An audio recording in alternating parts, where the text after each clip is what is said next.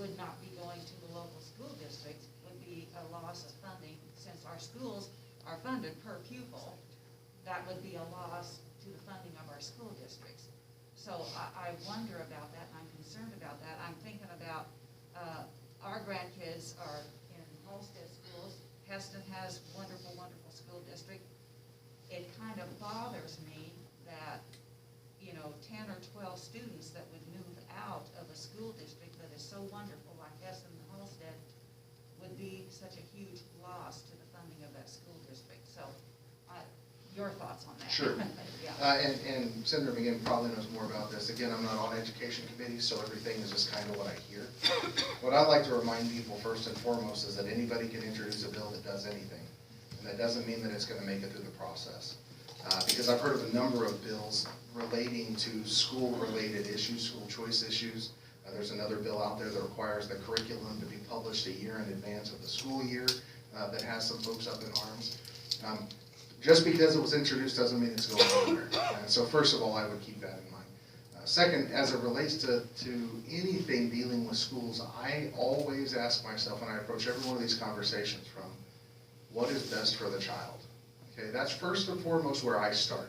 Not what is best for, this district, what is best for the state, what is best for, I always ask myself, what is best for the child? And then I start to develop my understanding from that perspective. Whether those come to the floor or not, I don't know. There would certainly be some kind of a cost, and it would most likely be in the treasurer's office. I think the one last year had a cost of 4 or 5 employees to administer that ultimately didn't make it through the process again, but it was through the treasurer's office. But I don't know what that cost would be. I'll see if Senator McGinn has some thoughts on that. Hate to disappoint you, but I think you know more about all this than we do, because I'm not on education either. What I do know is a lot of these bills are being looked at and worked on the House side, so I would pay attention. So when I told you about the YouTube, it'd be, budget side is Representative Williams, and then the policy side is Representative Hubert. So they have so there's 2 education committees to watch. One is the budget, and it's a standing committee. And then the other is the policy one. And I would watch both of those. But I've heard that, Representative Williams has kind of taken the lead on a lot of these bills, and kind of what I'm hearing on the Senate side. I think that it'll probably go through the House process, and then it'll come over to us to take a look at it then, and probably in a Senate bill. Yeah, if it goes that far. It's just, believe it or not, I say we're so far along, but we've literally focused on 2 things to this point, and that is redistricting and an incentives bill. Beyond that, there has not been much committee work or really anything that's come to the House floor for us to vote on yet. Yeah, and then we're going to get really tied up with our own district maps as well. That would be the next piece, is our own district. But though I would follow those committees when you can. I actually would like to comment on that. I'm a high school math teacher at Buell High School nearby, and one thing that we faced was during the COVID year, we did a lot of hybrid teaching, but we also had about 42 students that went into strictly remote learning, where they would just primarily go through a separate program to get their credits through that program. And then the next year after that, we were going to be experiencing potentially a loss of students because they figured, hey, I'll just search for an online academy somewhere in Wichita or Kansas City that might provide the same types of credits. Bueller created an online academy of their own called Astra Academy, which is still through the Bueller district, and they are still getting the same credits as students that actually go to the Bueller High School district building. And we still would be able to get funding for those students, but they have more of an online platform than just, it's primarily for those that don't feel safe with large bodies of students, and they feel more comfortable with the online learning versus the in-person learning. So that's one thing that Bueller High School has done, and maybe a proposal maybe for other school districts to bring their own online academies. I actually do have a question, and I'm glad you did bring it up about the SB 393 bill, which is the whole providing a year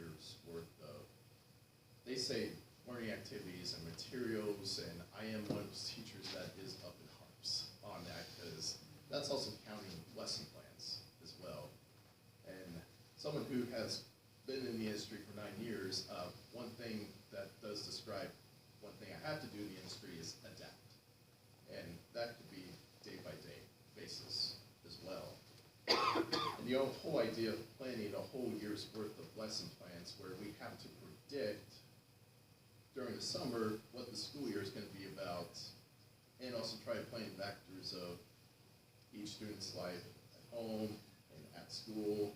And I know that it's a bigger up in arms for special education teachers as well, because they not only have teaching to do, but they also have to go on the fly of new developments in each student's IEP and what any proposals, changes to that on the fly, and amendments to that as well. So I guess my question is, do you think it's going to pass? I'll let him speak to that. I just want to say, thanks for being innovative, because just like what the representative said, what's best for the kid? And some of these kids are learning better online. I was a kid, I had to show up to class. But, you know, so every kid learns differently, so. Yeah, so I've had a lot of people reach out to me about Senate Bill 393, and that is, it's currently scheduled for hearing, I believe, February 17th, which is one of the very last days that we can even have committee hearings. To say whether I could predict where it'll go or where it won't go, I can't. It's interesting that it's scheduled for a hearing at the very end, so certainly it makes me wonder whether it has a future or not, I'll put it that way. But again, with anything else, you know, it all comes down to who wants it and what makes sense, what doesn't. I share some of those same concerns, but I share those only because people like you are reaching out to me and saying, here's why we struggle with this. Here's where the challenge lies. You know, we mentioned this a little bit earlier, but we're really knowledgeable in the committees that we sit in, because that's kind of what we eat and breathe every single day. And until it actually comes out of the committee or comes to the House floor for a vote or the Senate floor for a vote, that's when we really dig into it. And so it's really important for people to reach out to us and say, hey, here is our concern, put this on your radar. Here is why this doesn't work, because I'm not an expert on teaching, and I'm grateful for our teachers that are. I'm grateful for our teachers that have been innovative. If this last 2 or 3 years has taught us anything, is that our schools have been challenged, our parents have been challenged, and our kids have been challenged. And it has been incredibly hard for each one of those to figure out a way forward. Which brings me back to what is best for the kid. And that is always what I ask myself as well. So we'll be keeping an eye on that, and thank you for sharing your concerns. No problem. I just know for teachers' point of views, there's a lot of factors that go into planning a whole year. And sometimes it can be on the fly, a day-by-day, week-by-week basis. I mean, I'll just give you a little close thing that the math department of Bueller just started a new curriculum, and then we have to do adapting to that new curriculum on top of adapting to mask, no mask, vaccine, no vaccine, and trying to keep track of all the students that are masked or no mask, or supposed to be masked for a certain amount of time, and it's just a headache. Yeah, and what is best for the kid, right? That is the hardest part. You know, we're in an information age, and parents are more involved in what's going on in their school buildings than ever before. We saw record numbers of people running for school boards, record numbers of involvement. I mean, heck, it even hit a federal level at one point where they were, you know, threatening to send federal agents into school board meetings because people were getting so passionate about what is going on in their schools, what is being taught, what is not being taught, you know, masks, no masks. It's a passionate time right now for people. And so to look at that and to say that that makes sense or it doesn't is certainly something that we've got to hear from all sides on and really dig down and understand what makes sense, because ultimately what is best for the kids. Yes, ma'am. Yes, I'm Leanne Clark, and I'm a retired teacher. I've taught 30 years here in Heston. And I meet with a group of teachers, retired teachers, every Monday morning, and we are all just stunned by this very bill that you're talking about. I don't know anyone in all of my years of teaching that ever presented material to students in our district that would have been harmful to students. Teachers are very very careful about what they bring to the classroom, and they do that with passion. And I don't think people go into education because they want to brainwash a child. They go into education because they have a passion for it, and they want to make a difference and change the world to be a better place. So when I hear this type of bill presented, it really makes me angry. As a veteran teacher, I'm offended that people that don't know anything about education want to demand that I make a curriculum for a year in advance. And if I were a young teacher, or even thinking about going into education, I would be terrified. I've heard of districts or universities right now that are shutting down their education programs because they don't have anyone enrolling. And if you want to put more and more restrictions on educators, you're going to have less and less teachers and less quality teachers. So please keep that in mind. It's unbelievable. Our curriculum has always been open. We have a district curriculum, we have a state curriculum, we have requirements. It just boggles my mind that someone has brought this forward. So please. Well, thank you for sharing that. Thank you for your experience, and thank you for teaching our kids for so many years. I mean, what we have seen, unfortunately, and again, you know, how much of it is fact, how much of it is fiction, how much of it's driven by the media, is there are things in certain districts being taught to children that parents don't agree with. Amen. Tell me what they are. Well, there are things that go back to, you know, social type of things, gender identity type of things. We had that happen up in Johnson County just recently with this gender unicorn thing. I even posted about it, helping kids identify what their gender is in a science class. It's those things that are probably just a one here and a one there, and probably aren't even in our district, I would maybe say. But when that happens, that throws parents up in arms, right? And so they're like, what can we do? Because teachers shouldn't be teaching kids about their gender. That's a conversation that happens at home. Those are decisions that happen at home. So that's just one example. You do have the idea of race and what's going on in our system playing a big role in what is taught in college, and whether that is intentional or unintentional, it is being influenced within some classrooms, not saying all, but in some classrooms, in some schools. So right or wrong, for the sponsors of this bill, and I think there were 7 or 8 senators that sponsored or co-sponsored that bill, this is an attempt for them to say, okay, how do we address this? How do we make sure as parents, as concerned citizens, that our kids are being educated on the things they need to be educated on, but we're leaving the things that they shouldn't be taught in school to the parents at home? Right or wrong, and as I've shared, I don't know that this is the right answer, but that is what they're trying to get at. That's what they're trying to find an answer to.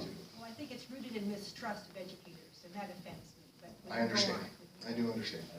Well, if I can just make a comment, so you may not be able to, I agree, and I understand your point where, and sir, your point with being math, where you may not be able to plan every single day in advance for who you're teaching, but you can plan what textbook you're going to use, the main courses and that kind of thing. I know personally, because I was there when she was doing the class, a Newton student, 12 years, well, she was 11 at that time, online, and was being taught absolute junk from history that I knew was flat out wrong and showed her, that was being taught online, like the 1619 projects and some of these other things that Senator Owens referred to. She has come home and she's openly talking about her classmates are trying to figure out, well, am I bi or am I trans or whatever, which like he's also addressed. So there is a legitimate concern about at least broad-brushed what's going on in our schools. And we actually have the Newton School Board President, Mallory Morton, here in the back, who has her hand raised. So Mallory? Thanks for that Share introduction. with I us. wasn't really going to go that route. Yeah, but I will. There's no way that I couldn't chime in. She's great. She's absolutely great. Well, hold that thought. You might not think so soon. I can't have a conversation of education and not chime in, especially with notes, and I'm going to get a hold of you afterward. I understand that you probably have not read through this bill. There's no way that you can read through every proposed bill. It's just too much. So this one, which is HB 2662, I've gone ahead and done that for you and made plenty of notes, so we can have that conversation today and another day, because this will actually be up for committee hearing this coming Wednesday afternoon. So as I look at this, I'm looking at it through the eyes of a board member, but also as a parent. I have 3 students in Newton schools, so I have to look at it from both sides. While I understand a number of concerns that parents do have, the way this bill is written is a logistical nightmare for districts on so many levels. There are parts of this bill which it leads me to ask the question, who defines what is excessive profanity, excessive violence, sexual content? Who defines that? Everyone in this room will likely have a different definition of what that means for what they want their children to see. There is a portion that quotes the average person applying contemporary community standards. Who defines the average person and contemporary community standards when it comes to parental approval of some of these items that may be either in a media center, library, because old school, it's a library to me, not a media center, but then also in the classroom. And as we talk about the June 30th deadline, which would be a deadline for resources to be submitted, as mentioned before, you have a math teacher, you have a special education classroom. I especially think of special education. They need to pivot on a dime with individual students. Having a student on an IEP, we do not have an IEP date that is the beginning of the school year. It's middle of the school year for my child. So when you have IEP meetings for these individual childs, there will often be a shift in what that child needs and what resources will be needed to meet those individual needs. We want our teachers to take their students, especially after COVID. We will have cohorts of students who are not on grade level, farther behind than the past. When they start that lesson, they may need to adapt that lesson and back up, time out, here's what we need to do to reach these kids. So to have these resources be required on June 30th for the following year is an incredible burden on our staff. You think about teachers who have not been in a classroom yet. They don't know what they're walking into, and every year it's a new group of kids. Then we get into the issue of contract time. We have a lot of teachers in Newton. The bargaining unit, which I am part of for our staff, we would have to look at incredible amounts of funds and manpower to get this to be done. Then in our district, if this parent portal, which would be online, were to be required, we would have to hire additional staff just to maintain this. It's an incredible amount of information that would be required to be online. But then I think of smaller districts. Those employees wear many hats. They do not have an IT department. They do not have people that they could bring in to do that. This is not something that is sustainable. Now, I am absolutely for parents knowing what is going on in their classroom. A number of issues outlined in this are already addressed through state statutes and board policies, so much of it is redundant. So I do believe that parents do need to have a right. They need to have communication with their staff. But as this bill is written, I believe there are a lot of unintended consequences that would be very harmful to our staff and what we can provide for our students. So even though you don't read all of these word by word, please reach out to your superintendents, to your board members. We're living and breathing this every day. We're looking at it as a parent and as a board member, how can we best serve our kids? And when things like this come up and it takes a step away from local control, that makes it more difficult for parents to have a voice, for their voice to be heard, and for those parents to essentially create change in their community. I've been the parent on the other side of the board table. As we saw with COVID, when things are controlled in Topeka, it is incredibly difficult for a parent, for a community member, for a business owner to create and make change in their small area of the state. So this takes away local control, which I am a huge proponent of. And it kind of brings me back to a quote from Thomas Sowell that I do love and I think about. And it says, the most basic question is not what is best, but who shall decide what is best. And our individual communities are so very unique in this state. And I do believe that this sort of thing does need to be allowed to be held at local control. And now you guys know why I'm grateful for her experience. But grateful for these conversations, because her and I have these regularly as things like this come up. And again, right now, that is going to be debated in the committee. There's probably 11 or 13 people on that committee. And if it passes out of that committee, that's when, if it's a House bill, it would come to the House floor and leadership would decide. So when that happens, you know as well as I do that I will be calling you and we'll have a conversation about it. So thank you for that. Do you have anything to add? Oh, no, I just want to thank you for all your comments, and I see you want to make another comment as well, but I want to say, I mean, I feel like in this almost hour and a half, we've learned as much or more from all of you, so. That's exactly right. That's great. I'll let you go ahead and ask your. It was just give you a short comment. Before Viewer, this is my third year at Viewer, I worked 4 years at a 1A school district, Flint Hills, out by Roselia, Kansas, and I wore 5 different hats there. And we didn't have a tech person. We have a tech liaison person who was our U.S. history government teacher. And he already has his hands full as the head football coach as well. So, yes, we do wear many hats. I got a call from the superintendent of Peabody as it relates to some of this, and especially this bill, and her exact words were, Stephen, please don't ask for us to do one more thing. And it speaks to exactly what you're saying, because they are still so overwhelmed right now from dealing with this pandemic and wearing all the hats they wear in these smaller districts, and so I do understand. I'm gonna change subject, but I really want to know what's happening to secure elections in Kansas. Can you repeat the question? Yeah, she wants to know what is happening to secure elections in Kansas. And I love the online access, and being able to watch behind the consultant that came in.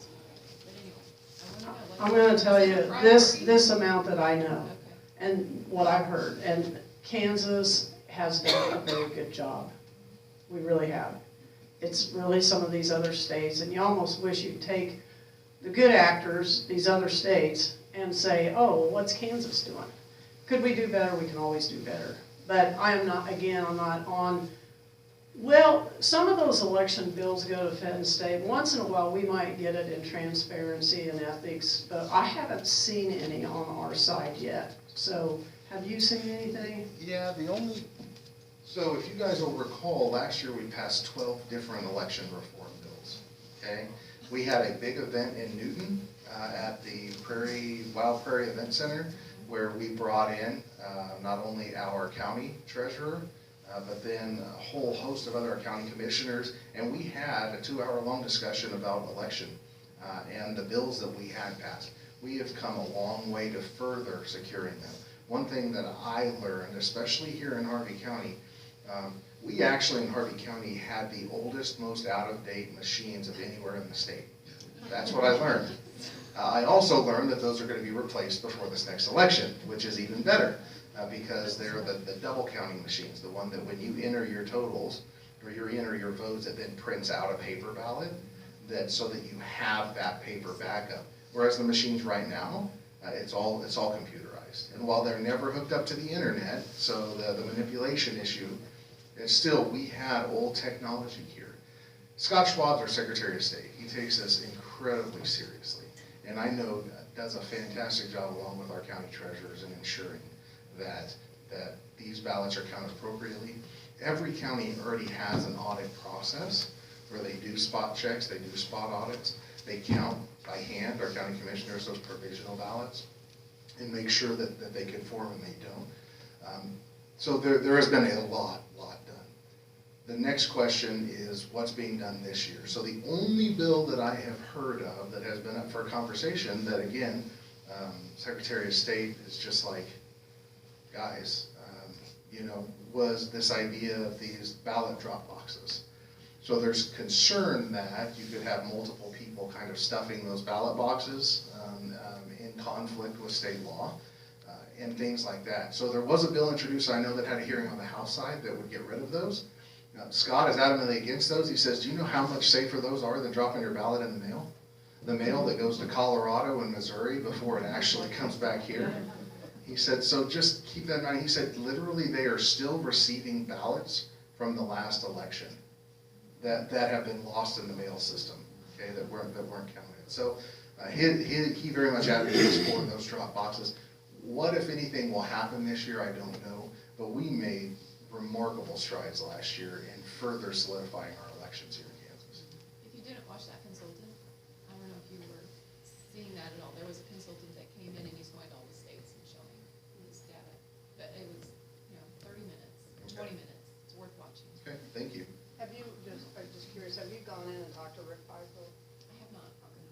I would suggest you do that. He's very knowledgeable. Okay. And sign up to be a poll worker. You know, that's a great opportunity to really see how the process works. Our local polls are great. Yeah, they really I are. worry more about the internet connectivity and the mail-in ballots. Sure. And the lack of chain of custody on certain ways of voting. And we've done a lot, yeah, and I can share with you what we passed last year that really did a lot to address many of those concerns. Yes, I would just like to follow that up too. I have worked as a poll worker for many, many years. I have the utmost respect for our county clerk and his office. They will do anything that they can possibly do to make sure that people get to vote. And, you know, when you do work as a poll worker, you realize that there is good, solid training. It's required. They have to put on paper that they've trained you. And our elections are very safe, very secure, very accessible. Harvey County has, and I believe the state has the best election system we can probably have. And I too, I was concerned about that, the voting right bill that I seen pop up. But the drop boxes, you know, like our county clerk put one right outside the courthouse so that people could come by and leave their ballot there rather than taking the time to get out of the car and go into the courthouse. Well, I just don't think it's necessary to say, Rick Piper, you can't put that drop box there. I just, you know, the bills that I have seen pop up, I just don't think they're necessary. As long as there's chain of custody on that ballot, I mean, that's the main Right. thing. And that's always been required. You know, there was If a, I asked somebody over the phone, you know, would you like some help to get your ballot to the courthouse, and they sign it and I sign it, it has to be signed by both parties. And it just, you know, I just don't think any of the bills that I've seen this year are necessary. so we'll leave on this because I think we're getting ready to wrap up here. I had a bill introduced in my committee that would have reduced your prison sentence for every pint of blood that you donate by 10%. That's no lie. And you know, the sentencing commission called and said, this is fantastic, everybody will be out of prison in 30 months.